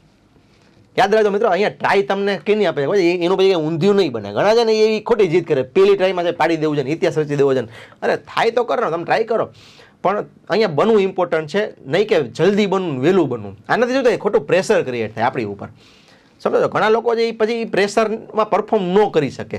સમજો છો મિત્રો, હું ફરી વાર બધાને કહું છું કે તમને GPSC કે UPSC એવું કીધું કે ભાઈ તમારી પાસે આટલા વર્ષ છે, આટલી ટ્રાય છે, તો તમે ટેક યોર ઓન ટાઈમ, તમારી જાતનું તમે કહેવાય ને કે ભાઈ ઇન્ટ્રોસ્પેક્શન કરો તમે, બરાબર છે. અને તમે જુઓ કે હું અત્યારે ક્યાં સ્ટેન્ડ કરું છું. મોટાભાગના વિદ્યાર્થીઓ એ છે ને ખોટા હવામાં જ હોય અને એને પોતાની જાતનું રિયલ લેવલ ખબર હોતી નથી. પહેલાં તો કોઈ સ્વીકારી ન શકે કે ના સાહેબ મને નથી આવડતું, અને સ્વીકારે તો રોદરા રોવાના ફોર્મમાં સ્વીકારાય. અહીંયા તમારે તમારી રીતે ક્રિટિસાઇઝ કરવાના છે, પણ પોઝિટિવલી. ઘણા હાવ પાણી થઈને પોદરાની જેમ બી જાય, અને ઘણા છે એવા એ હવામાંથી નીચે જ ન આવે, આપણે ખેંચાવડે ભાઈ નીચે આવો. હવે અહીંયા મિત્રો બુધનો મધ્યમ માર્ગ કામમાં આવે કે તમે તમારું રિયલ ઇન્ટ્રોસ્પેક્શન કરો કે ભાઈ સર હું એકચ્યુઅલી મને આવડે છે, એકચ્યુઅલી આમાં પ્રોબ્લેમ છે, હજી મારે અહીંયા પહોંચવાનું છે, આટલો ટાઈમ તો સાહેબ લાગશે, હજી મારે NCERT સાહેબ પૂરી નથી થઈ, એટલે આ પ્રિલિમ તો મારે સ્કીપ કરવી જ પડશે. ભલે આવતા વર્ષે ઘરેથી ટાઈમ લઈ લ્યો, ભલે થોડુંક સમજાવવું પડે સમજાવી લ્યો, તો તમે 1.5 વર્ષે બની જશો. બાકી ખોટું સાહેબ ઘણા એવા કે હજી હમણાં જ મારે હજી વાત થઈ, બરાબર છે, હજી કોલેજ પૂરી કરી છે છોકરી આ વર્ષે, બરાબર છે, અને હવે એ કહે છે કે સાહેબ મારે કે આવતી પ્રિલિમ તો ગમે એમ કંઈ ટાળી જ દેવી છે. સમજાણો? પછી મને ટોપરના 2-3 નામ દીધા સાહેબ, ઓલા એમ કીધું, ઓલા એમ કીધું. અરે મારા ભાઈ, પછી મેં 2-5 પ્રશ્નો પૂછ્યા, બરાબર છે. હવે એનું GK નબળું છે, એને સબ્જેક્ટ કેટલા એ નથી ખબર, એક્ઝામની પેટર્ન નથી ખબર, મેઇન્સના પ્રશ્નો મેં કીધું 5-6 બોલ, એથિક્સના, પબેડના, કારણ કે એનું વેઇટેજ વધારે છે. આ UPSCની વાત કરું છું, એ છોકરાને UPSCની, તો એને કંઈ ખબર છે ને આવડતું નથી સાહેબ, એ તો બધું કરી લે, પણ કેમ કરશો તમે ફર્સ્ટ હેન્ડલી અને BCom કર્યું છે છોકરાએ, બરાબર, ગુજરાતી મીડિયમમાં BCom કર્યું છે, તો એના ચાન્સીસ બહુ ઓછા છે પેલી ટ્રાય પાસ થવાનું. હું કહેતી ન બની શકે, પણ એ જે જીદ લઈને બેઠો છે ને, પછી શું થાય ખબર? એ જ જીદ બુમરેંગ થાય સાહેબ, એ જ જીદ બુમરેંગ થાય કે ભાઈ પેલી ટ્રાય પાસ ન થયા ને તો ડિપ્રેશન આવે સાહેબ, નો થયો ને હું ક્યાં હાલું. અરે 2 એક્સ્ટ્રીમ છે, પહેલાં તો એ હવામાં હોય અને બીજો પછી પોદરાની જેમ પછી ઊભો ન થાય. આપણે અહીંયા યુવાનો 2 જ એક્સ્ટ્રીમમાં જીવે છે મોટા ભાગના, અને એની વચ્ચે જે કામ કરે છે ને એમાંથી પછી મિત્રો ટોપર્સ અને જે પાસ થાય છે ને એ આવે છે, ખાસ યાદ રાખજો.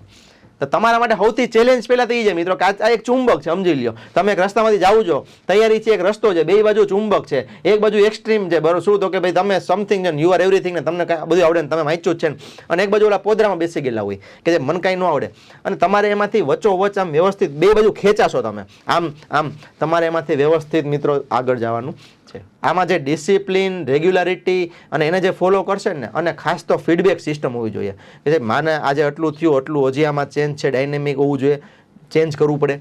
ઓકે, તો તમે મિત્રો આમ સફળતાની બાજુ જઈ શકો, અને તોય સફળતાની કોઈ ગેરંટી અહીંયા છે નહીં. ઓકે, ચાલો સર, આ વસ્તુ આપણને આવડી ગઈ. હવે આપણા માટે ઇમ્પોર્ટન્ટ સાહેબ શું છે? તો કે આપણે આ યાદ રાખજો, કલ્પના 1 2002ની સાલમાં સર આપણે એક સેટેલાઇટ લોન્ચ કર્યો, મેટસેટ. આનું જોડકું પૂછી નાખ્યું હતું કે કયા સેટેલાઇટને શું નામ આપ્યું, તો મેટસેટ એટલે કલ્પના 1, બરાબર છે. 2002ની સાલમાં આપણા વાજપેયી જે હતા પ્રાઇમ મિનિસ્ટર, એને નામ આપ્યું હતું. કલ્પના ચાવલા જે છે એ કોલંબિયા સ્પેસ શટલ અમેરિકામાં દુર્ઘટના થઈ હતી અને એની યાદમાં આપણે નામ આપ્યું હતું. પછી છે સર એજ્યુસેટ, GSAT 3, આ યાદ રાખજો, આ ખાસ નામ બધા યાદ રાખજો, બરાબર. જેમ કે તમને પૂછે કે કલ્પના 3 કોનું નામ, તો કે મેટસેટનું નામ. કોનું નામ? મેટસેટ. જે હવામાન સંબંધી સેટેલાઇટ હતો મેટસેટ, એને આપણે કલ્પના 1 નામ આપ્યું, બરાબર છે. અને પછી તમને પૂછે કે એજ્યુસેટ કયો, એટલે કે જીસેટ 3 જે છે એ છે તમારો એજ્યુસેટ, બરાબર છે, 2004માં. ચાલો, સૌથી ઇમ્પોર્ટન્ટ મિશન સાહેબ ચંદ્રયાન 2008. તારીખ યાદ રાખવાની છે સાહેબ, તો કે યસ 22 ઓક્ટોબર 2008, 22/10/2008. આ યાદ રાખજો, PSLV C11 દ્વારા. અને ચંદ્રયાન જેને આપણે કહેવાય મૂન મિનરોલોજી મેપર M3 પેલોડ એની અંદર જે હતો, બરાબર છે, જેને પાણીના અણુઓ ગોઈતા. ઓકે સર, આ જે છે ઓકે, ભારત ચંદ્ર ઉપર સંશોધન કરનાર વિશ્વનો 4થો દેશ બન્યો, બરાબર છે. તમને કોઈ પૂછે ચંદ્રયાન 1 જે લોન્ચ કર્યું એ સાથે ભારત કેટલામો દેશ બન્યો, તો કે 4થો દેશ બન્યો. જો આર્યભટ્ટમાં 11મો હતા આપણે, યાદ છે. રોહિણીમાં આપણે 6થો બન્યા. ચંદ્રયાનમાં સર આપણે 4થો. અમેરિકા, રશિયા અને જાપાન. ઓકે, ચીન પણ ત્યારે છે નહીં. ચાલો સર, પછી સાહેબ આપણે હવે ઇમ્પોર્ટન્ટ જે છે સ્પેસ કેપ્સ્યુલ રિકવરી એક્સપેરિમેન્ટ ને એ બધું છે, નોટ ઇમ્પોર્ટન્ટ. આ એક ઇમ્પોર્ટન્ટ સર રાઇસેટ સિરીઝ જે છે આપણો ભારતનો પ્રથમ રડાર ઇમેજિંગ સેટેલાઇટ. ઓકે, રાઇસેટ. જો રાઇસેટ 2 છે, રાઇસેટ 1 છે એ પછી આવ્યો હતો, બરાબર. એ આપણે પછી લોન્ચ કર્યો હતો. રાઇસેટ 2 પહેલા લોન્ચ કર્યો. ઓકે,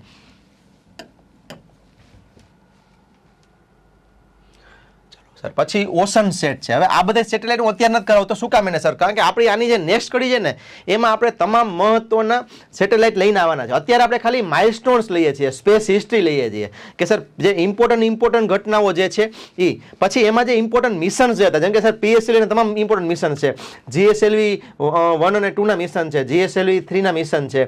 ઓકે, એ બધા આપણે લઈને આવવાના છીએ. ચાલો સર, 2010નું વર્ષ એક ઇમ્પોર્ટન્ટ છે, એ એક નિષ્ફળતાનું વર્ષ કહેવાય. કારણ કે ત્યારે આપણે GSLVના 2 પરીક્ષણો છે એ સતત અસફળ રહ્યા અને ઇન્ટરનેશનલી આપણી છબી છે એ બહુ ખરાબ થઈ અને ભારતને સ્વદેશી ક્રાયોજેનિક એન્જિન વિકસાવવા માટે એક પ્રેરણા મળી. ખાસ યાદ રાખજો, નિષ્ફળતા છે ને એ હંમેશા તમારા ભવિષ્યની સફળતા માટેની એક પ્રેરણા બનવી જોઈએ, નહીં કે એક કલંક બનવું જોઈએ. આપણે મેજોરિટી એને કલંક બનાવીને રાખી દઈએ, બરાબર છે. નિષ્ફળતા મળે બધાને, કે અને નિષ્ફળતા હોય શું કામ માટે? કે લોકો વાતો કરે એના માટે હોય. લોકોના મોઢે કહેવાય ને કે ભાઈ સિમેન્ટના થીગડા મરાતા નથી. એને તમે પોઝિટિવલી તમે લેતા શીખો. ઓકે, ન સાંભળે તો ન સાંભળો, બાકી સાંભળો તો પોઝિટિવલી લ્યો, બરાબર છે. કારણ કે જો લોકોની વાહવાહી ગમે છે તો પછી લોકોની નિંદાને પણ મિત્રો પચાવતા શીખો. ચાલો સર, પછી ઇમ્પોર્ટન્ટ છે 2013માં મંગળયાન. 2013માં મંગળયાન, ઓકે, જેને આપણે મોમ મિશન કહીએ છીએ, માર્સ ઓર્બિટર મિશન. કારણ કે અહીંયા આપણે માત્ર ને માત્ર શું મૂક્યું હતું? ઓર્બિટર મૂક્યું હતું. અને પ્રથમ પ્રયત્ને મંગળ ઉપર જનાર પ્રથમ દેશ જોઈ લો, 11, 6, 4 અને પહેલો. ઓકે, ચાલો પછી sir GSLV Mark 3. Okay, ISRO એના સૌથી શક્તિશાળી રોકેટ LVM-3 એનું નામ છે અત્યારે, GSLV Mark 3 એનું સફળ પરીક્ષણ આપણે કર્યું, બરાબર છે. આ મિત્રો આપણું અત્યાર સુધીનું જે કહેવાય 4 ટનનો ઉગ્ર જે છે, બરાબર છે, 4 ટન જે છે તો એ ક્યાં? તો કે એ સર આપણે જીઓ સિંક્રોનસ ઓર્બિટ છે એમાં. અને 10 ટન સુધીનું ક્યાં? તો કે સર એ આપણે પોલાર જે છે આપણી polar orbit, sorry equatorial orbit ના, પોલાર, બરોબર છે. ઓકે, આ જે છે એ શેના માટે હોય? તો કે કોમ્યુનિકેશન સેટેલાઇટ હોય. અને આ શેના માટે હોય? તો કે સર એ હોય રિમોટ સેન્સિંગ સેટેલાઇટ, બરાબર છે. પોલાર ઓર્બિટમાં આપણે એ મૂકતા હોઈએ. ઓકે, તો સર આપણે જે GSLV Mark 3 જે છે એ આપણે લોન્ચ કર્યો 2014માં. ચાલો પછી સર નાવિક, સૌથી ઇમ્પોર્ટન્ટ વસ્તુ, ભારત છે એને પોતાનું સ્વદેશી નેવિગેશન સિસ્ટમ જે GPS જેવું છે, ઓકે, એનું જે કોન્સ્ટલેશન છે 7 ઉપગ્રહોનું કોન્સ્ટલેશન એ પૂરું કર્યું 2016માં. યાદ રાખજો, આપણે જ્યારે કારગિલ વોર થયું ને ત્યારે આપણને જ્યારે અમેરિકાએ ના પાડી GPSના એક્સેસની, ત્યારથી આપણું એ ડ્રીમ હતું, આપણે પાપા પગલી ચાલુ કરી અને 16માં મિત્રો ફાઇનલી ઇન્ડિયા જે છે એને પોતાનું જે રિજિયોનલ જે આખું નેવિગેશન સેટેલાઇટ સિસ્ટમ છે એ બનાવી, બરાબર છે. ચાલો પછી સાહેબ 2017ની અંદર એક સરસ વસ્તુ બની, PSLV જેનું એક યાદ હતો C-37. આ બહુ પૂછવાનું છે તે સમયે, અત્યારે કદાચ સ્ટેટમેન્ટમાં પૂછી નાખે. અને સર એક સાથે 104 સેટેલાઇટ છે એ લોન્ચ કર્યા, ઓકે, અને વર્લ્ડ રેકોર્ડ બનાવ્યો. અત્યારે આ વર્લ્ડ રેકોર્ડ તૂટી ગયેલો છે, બરાબર. અત્યારે આ જે વર્લ્ડ રેકોર્ડ છે એ તૂટી ગયો છે. આઈ થિંક SpaceX અથવા રશિયા બેમાંથી એક પાસે એ રેકોર્ડ છે, તમે ચેક કરી લેજો. ચાલો પછી સર 2019માં ચંદ્રયાન 2 આવ્યું અને 2023 ચંદ્રયાન 3 આવ્યું. ઓકે, અને એની અંદર મિત્રો તમને ખ્યાલ છે કે ભાઈ જે આપણે ચંદ્રના દક્ષિણ ધ્રુવ ઉપર પોતાનું લેન્ડર અને એમાંથી રોવર એસ્ટાબ્લિશ કરવાવાળું ઇન્ડિયા જે છે મિત્રો દક્ષિણ ધ્રુવ ઉપર એ પ્રથમ દેશ બન્યો. આ ખાસ યાદ રાખજો, વિશ્વનો પ્રથમ દેશ બન્યો. બરાબર છે. અહીંયા શબ્દ છે સોફ્ટ લેન્ડિંગ. તમને ખ્યાલ હશે મિત્રો, હાર્ડ લેન્ડિંગ એટલે શું કે કોઈ પણ ઓબ્જેક્ટ છે એ ઓર્બિટમાંથી તમે નીચે પછાડો અને ગ્રેવિટીના અંડરમાં એ નીચે જાય એને હાર્ડ લેન્ડિંગ કહેવાય. જેમ કે આપણે અહીંયાથી હું આ વસ્તુ મૂકું અને એમને એમ પડે. અને સોફ્ટ લેન્ડિંગ એટલે શું તો કે ભાઈ એની અંદર એન્જિન હોય, ગાઈડ હોય, એની અંદર ગાઈડ હોય, કમ્પ્યુટર હોય અને એને તમે અહીંયાથી રિમોટ કંટ્રોલની જેમ પછી એકદમ નીચે ઉતારો. બરાબર છે. અને પછી એમાંથી માણસો બહાર કેમ નીકળે આપણે વિમાનમાંથી, વિમાન આમ નીચે ઘા ન કરી પ્રોપર લેન્ડ કરાવવું પડે, એને સોફ્ટ લેન્ડિંગ કહેવાય. બરાબર છે. હાર્ડ લેન્ડિંગ એટલે ઉપરથી નીચે ઘા કરવો. ઓકે, ચાલો જે જગ્યાએ આપણું ચંદ્રયાન 3 ઉતર્યું એને આપણે શિવશક્તિ પોઈન્ટ કીધું. બરાબર છે. એની પહેલાં ચંદ્રયાન 2 જ્યાં ક્રેશ થયું હતું એનું લેન્ડર જે છે એને આપણે તિરંગા કીધું હતું. બરાબર છે. ઓકે, અને આપણે જે 23 ઓગસ્ટ 2023ની તારીખ જે હતી એને આપણે નેશનલ સ્પેસ ડે તરીકે ઉજવીએ છીએ. આ બધાને ખબર હોવી જોઈએ. ઓકે, ચાલો પછી સાહેબ 2023માં જ આપણે આદિત્ય L1 લોન્ચ કર્યું. બરાબર છે, એ ખાસ યાદ રાખજો. આદિત્ય L1 લોન્ચ કર્યું જે ભારતનું સૂર્યના અભ્યાસ માટેનું પહેલું મિશન જે હતું. 2024માં સર આપણે એક્સપોસેટ લોન્ચ કર્યો આપણે. બરાબર છે, કે જે ભારતનું પ્રથમ એક્સરે પોલારીમીટર સેટેલાઇટ લોન્ચ જે છે એ હતો. અને સર 2024માં આપણે લાસ્ટ મહિનો જે હતો ડિસેમ્બરમાં, બરાબર છે, છેલ્લો દિવસ આપણો, અને ત્યારે આપણે શું કર્યું સર ડોકિંગ સિસ્ટમ. ડોકિંગ એટલે શું તો કે અવકાશની અંદર બે વસ્તુઓને ભેગી કરવી. માનો કે એક મોડ્યુલ આ છે ને એક મોડ્યુલ આ છે, તો એ બે મોડ્યુલના અવકાશમાં આપણે કેમ ઓલા સ્ક્રૂથી ફિટ કરી બે ભાગને, એમ અવકાશની અંદર મિત્રો બે ભાગને ભેગા કરવા. આ કામમાં ક્યાં આવે તો કે અમારે અવકાશ સ્ટેશન બનાવવું છે ભારતને, ભારતીય અંતરિક્ષ સ્ટેશન બનાવવું છે આપણે. તો હવે આપણે આખું સ્ટેશન ત્યાં નહીં લઈ જઈએ, આપણે શું કરશું ભાગ લઈ જશું અહીંયા અને એ બધા ભાગને પછી આપણે ભેગા કરશું. એને ડોકિંગ કહેવાય. અનડોકિંગ એટલે છૂટું કરવું. બરાબર છે. ઇવન જો જહાજ હોય એ કિનારે તમે લઈ આવો એટલે એ ડોકિંગ કહેવાય, કિનારેથી આગળ મોકલો અનડોકિંગ કહેવાય. તો અહીંયા સર ડોકિંગ અનડોકિંગ જે છે સ્પેડેક્સ એ આપણે પ્રયોગ કર્યો. બરાબર છે. આ PSLV C60 હતું આવડું, સ્પેડેક્સ એ C60 હતું. બરાબર છે. પછી આપણું જે આદિત્ય હતું એ કયું હતું 67 હતું. કયું હતું 67 હતું. બરાબર છે. સોરી, આ 60 હતું ને, આપણે આ 57 હતું. બરાબર. પછી એક્સપોસેટ છે એ તમારે આઈ થિંક 58 કેમ હતું. બરાબર છે. વચ્ચે એકાદ જે છે એ કંઈક બીજા રાષ્ટ્રનું આપણે કર્યું હતું અને C60માં આપણે સ્પેડેક્સ છે એ કર્યું હતું. તો સર આ આપણને યાદ હોવું જોઈએ. ઓકે, અને અત્યારે સર આપણે ગગનયાન જે છે 2025 થી 27 એની આપણે ટ્રાય કરીએ છીએ. બીજું 25માં આપણે જે નિસાર જે છે ઓકે એ પણ આપણે લોન્ચ કર્યું છે. અને સર 2035 સુધીમાં આપણે ભારતીય અંતરિક્ષ સ્ટેશન મૂકશું અને 2040 સુધીમાં આપણે ચંદ્ર ઉપર જવાનું લક્ષ્ય છે.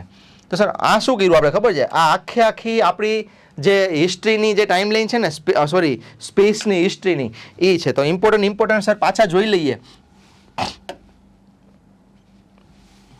સર 1950માં આપણે જોયું હતું ડિપાર્ટમેન્ટ ઓફ એટોમિક એનર્જીની રચના થઈ હતી. 1962માં આપણે જોયું હતું કે આપણે ઇન્કોસ્પાર જે છે Indian national committee for space research, ઇન્કોસ્પાર. પછી તો કે સર 1963 એમાં સર શું હતું તો કે ટલ્સની સ્થાપના થઈ હતી, થુમ્બા ઇક્વેટોરિયલ ટલ્સ.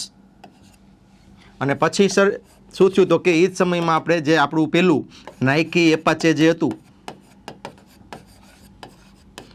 સાઉન્ડિંગ રોકેટ હતું. શું હતું? Sounding rocket.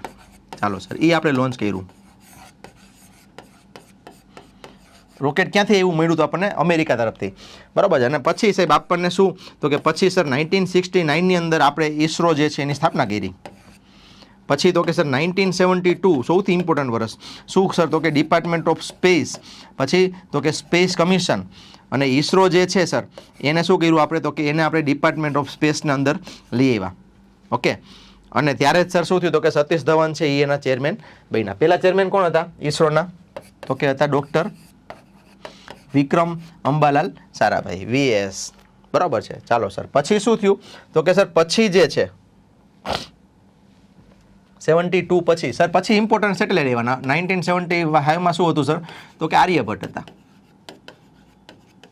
શું હતું સર? એ તો કે એ ભારતનો ફર્સ્ટ સેટેલાઇટ હતો, બરાબર છે. ચાલો પછી 1979 એમાં સર ભાસ્કર 1 એ શું હતું? તો કે first experimental remote sensing satellite હતો, બરાબર છે. પછી સર 1980 એમાં આપણે આપણું પેલું યાન બનાવ્યું SLV-3 અને એની અંદર સર આપણે રોહિણી લોન્ચ કર્યું. પછી સર 1981 અને એની અંદર સર આપણે આપણો એપલ જે છે કયો નામ બરાબર કયો? તો કે સર એ આપણો હતો ફર્સ્ટ એક્સપેરિમેન્ટલ કોમ્યુનિકેશન સેટેલાઇટ હતો, બરાબર છે. ચાલો પછી સર 1982માં આપણે ઇનસેટ લોન્ચ કર્યું હતું, યાદ છે ને? ઇનસેટ 1 એ નિષ્ફળ ગયો હતો, 1B સફળ થયો હતો. પછી સર 1984 ઇમ્પોર્ટન્ટ હતું. શું કામ? તો કે સર આપણા જે પહેલા અવકાશયાત્રી હતા રાકેશ શર્મા એ અવકાશમાં ગયા, ભારતના પહેલા. અત્યાર સુધી એકમાત્ર હતા, પણ હમણાં મેં તમને વાત કરી કે પહેલાં શુભાંશુ મિશ્રા કે શુક્લા, મને યાદ નથી મગજમાં, કારણ કે એક યુટ્યુબર છે કોક, બરાબર, એ આ ક્રિકેટનું બધું આપતા હોય. તો ઘણીવાર હું એના વિડીયોઝ જોતો હોઉં, એ યુટ્યુબમાં બધું ક્રિકેટનું આપતા હોય, રિઝલ્ટ નહીં. તો આપણને ક્રિકેટનો શોખ છે પણ ટાઈમ ન હોય એટલે એના વિડીયો જોઈ લો એટલે બધું રિઝલ્ટ એનાલિસિસ મળી જાય. પણ એ મને યાદ નથી આવતું. તો એ શુભાંશુ શુક્લા કે મિશ્રા બેમાંથી એક આ છે ને એક ઓલા છે, બરાબર, જોઈ લેજો. ચાલો સર પછી સર તો કે પછી 1988 અને એમાં આપણે sir Indian remote sensing series જે છે એ ચાલુ કરી. પછી સાહેબ ઇમ્પોર્ટન્ટ વર્ષ કયું એવું? તો કે પછી એવું સર ઇમ્પોર્ટન્ટ વર્ષ એટલે 1993.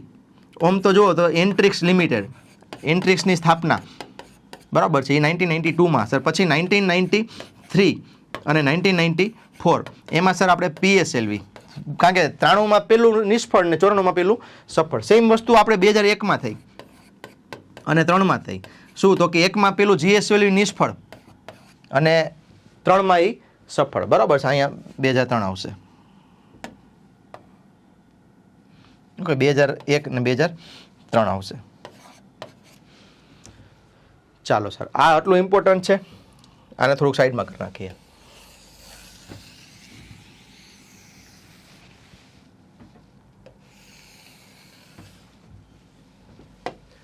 ચાલો સાહેબ આ થઈ ગયું. સાહેબ પછી શું હતું? તો કે પછી ઇમ્પોર્ટન્ટ ડેવલપમેન્ટ શું હતું સાહેબ? તો કે હવે આપણે જે આપણા મેઇન મિશન છે, કયા છે સાહેબ મિશન મેઇન? તો કે 2008માં આવી જાઓ સીધા, એમાં સર ચંદ્રયાન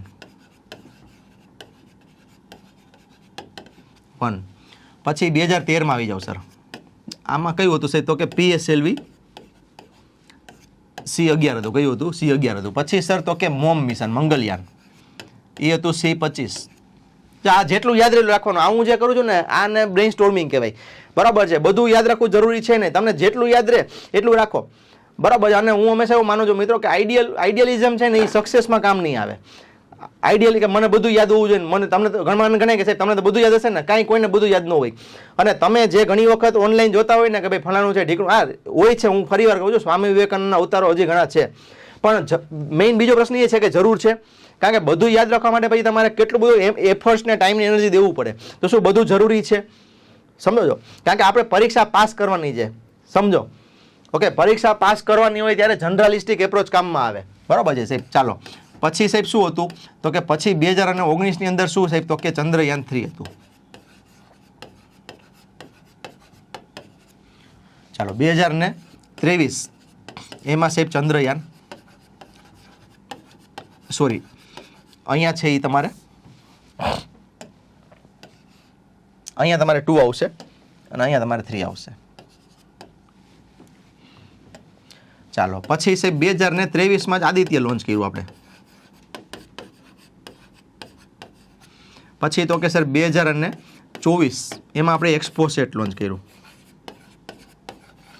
અને 2025 એમાં આપણે સર સ્પેડેક્સ જે છે એ લોન્ચ કર્યું. ડોકિંગ, સ્પેસ ડોકિંગ અને અનડોકિંગ સ્પેડેક્સ છે એ, બરાબર છે. અને પછી સાહેબ તો કે પછી આપણે નિસાર,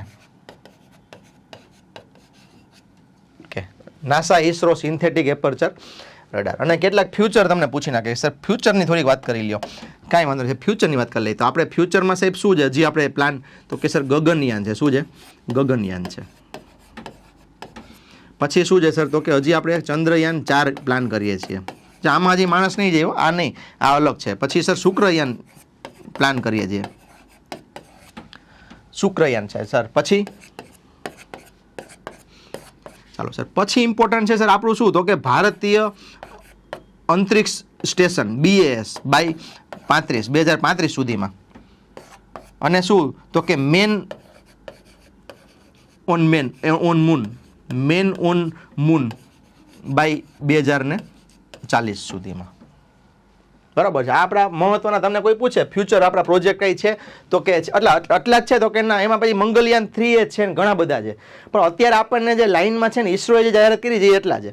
ઓકે, કેવા શું માંગુ છું મિત્રો હું તમને કે તમે જ્યારે કોઈ તૈયારી કરો, હવે જો આ આપણી એક ઓવરઓલ તૈયારી થઈ ગઈ, તમને જો આટલી વસ્તુ માનો કે મગજમાં આવતી હોય ને, આટલી વસ્તુ 50 થી લઈ અને 1-3 સુધીમાં આટલી ઘટનાઓ થઈ અને લેટેસ્ટ ડેવલપમેન્ટમાં સર આટલા લોન્ચ થયા. બરાબર છે. ઓકે, અને ભવિષ્યનું શું છે તો કે ભવિષ્યમાં આપણું આ આખું છે, જો આટલું તમને આવડતું હોય ને મિત્રો મગજમાં ખાલી ગોખી નાખવાનું બધું, એટલે શું થાય તમારું આખું જે બ્રેઇન છે એ ભરેલું લાગે. બરાબર છે. હવે તમે કોઈ માનો કે હવે આની વચ્ચે ઘણા બધા ડોટ્સ હશે, કનેક્ટિંગ ડોટ્સ, તમે ડોટ્સ કનેક્ટ કરવા જાવ એટલે વચ્ચે ઘણું બધું બીજું ડેવલપમેન્ટ તમને મળશે. તો આનાથી તમારું જે રીડિંગ જે છે ને એ થોડું કેવું લાગે, એ રીચ બને. હું કહેવા એ માગું છું, સમજો. મને ખબર છે આ આખું લિસ્ટ એક્ઝોસ્ટિવ નથી, આ કમ્પ્લીટ નથી, બરાબર છે, પણ તૈયારી આને કહેવાય. અને હું હંમેશા ગ્રાઉન્ડેડ તૈયારીમાં માનું છું મિત્રો. પહેલા એક વખત બેઝ બનવો જોઈએ, બરાબર છે. હું અહીંયા મારા જ્ઞાનનું પ્રદર્શન કરવા આવતો છું નહીંતર હમણાં હું બધું જો વાંચીને ગોખીને આવું, લાઈન બાય લાઈન આપણે જઈએ. અને હું ફરીવાર કહું છું કે એવું કોઈ આવે ને તો એ પરફેક્શનિઝમ મિથ, સમજો.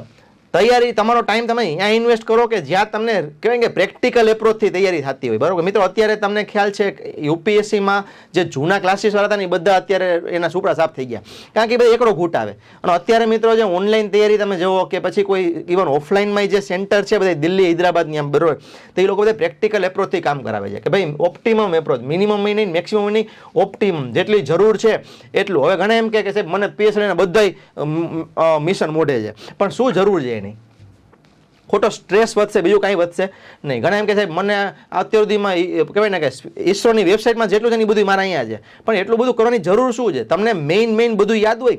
અચ્છા, હવે તમને એસ્ટ્રોસેટ માનો કે મગજ એવું તો 2017 યાદ આવી જશે, આપણે એક વખત જોઈ લીધું છે. હા, તમને માનો કે પૂછી નાખશે. હજી આપણે ઘણા એમ કહે સાહેબ આમાં હજી રૂકમણી રહી ગયું, ઓળું રહી ગયું. અરે આવશે બધું. આ હું ખાલી શું કહું છું કે જે મેઇન જે હિસ્ટ્રીની આખી ટાઈમલાઈન છે, બરાબર, તમને કોઈ પૂછે કે હાલો ટાઈમલાઈન સાહેબ આમાં તમે લખો, માનો કે તમને કોઈ પૂછે, ચાલો આપણે સોરી,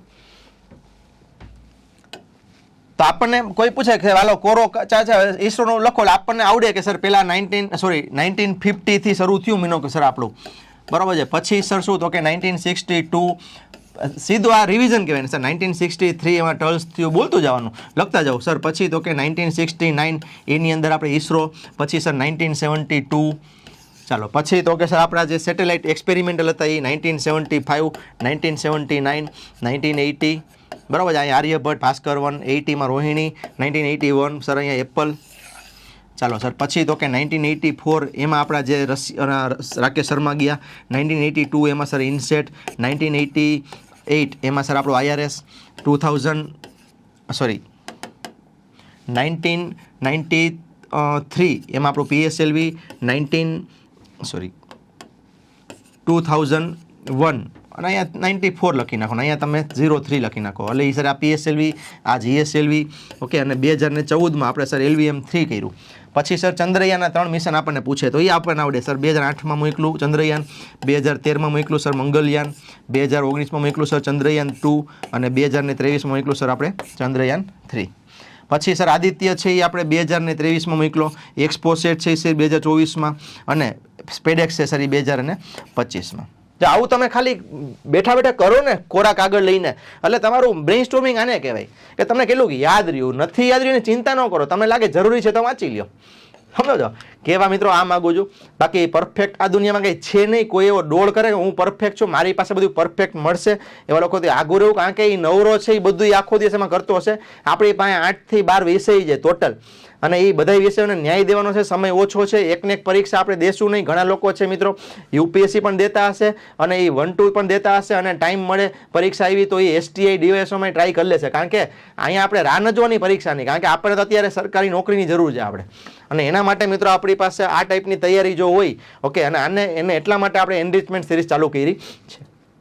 ઓકે, હવેની ભવિષ્યની સિરીઝોમાં આપણે ઘણી બધી વસ્તુઓ ઓછા સમયમાં બને એટલી આપણે આપવાની ટ્રાય કરશું. હજુ આપણી આ શરૂઆત છે એટલે આપણે ધીમે ધીમે હજુ થોડાક જઈએ છીએ. એક વખત આપણે ઓમેગા ફોર્મમાં આવી ગયા પછી મિત્રો આપણે પણ ઇન્ટર ગેલેક્ટિક જે આપણે કહેવાય ને આંતર ગેલેક્સી આપણે સફર કરશું. હિસ્ટ્રીમાંથી પોલિટી, ઇકોનોમી, જોગ્રાફી બધું આપણે કરશું. ઓકે મિત્રો, આશા રાખું કે તમને આ બધું સમજાણું હશે. ઓકે, આપણે મિત્રો મળીએ નવી કડીની અંદર. ત્યાં સુધી જય હિન્દ, જય ભારત.